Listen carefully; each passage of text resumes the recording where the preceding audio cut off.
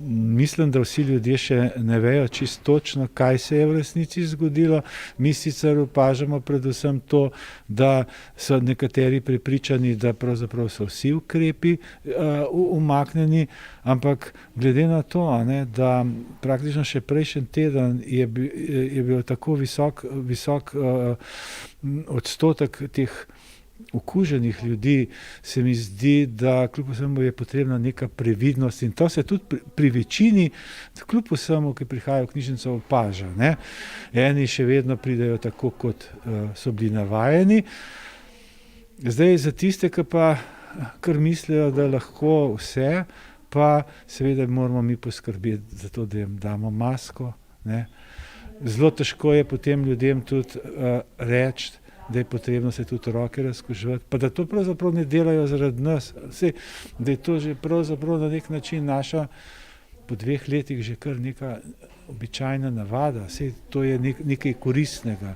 Medvoška knjižnica je ena tistih ustanov v občini, ki je bila pred epidemijo izjemno dejavna in kljub temu, da so se izjemno hitro prilagodili novi realnosti, so bili zaradi situacije močno prizadeti.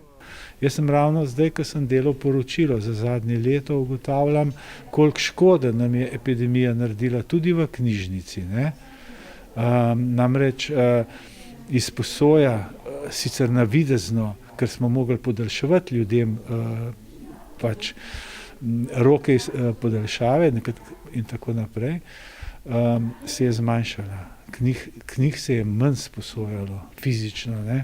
Ugotavljajo, da so ljudje kar nekoliko pozabili na knjige in če se širjenje covida ne bo več povečevalo, bodo potrebovali še 1 do 2 leta, da se bodo vrnili na stare tirnice.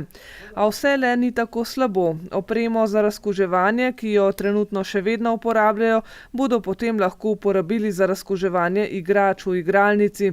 Že leta 2020 pa so uresničili tudi idejo, da bi ljudem omogočili izposojo gradiva tudi takrat, ko v knjižnici ne morejo. In iz tega so nastali te paketniki, ki so pred našo knjižnico.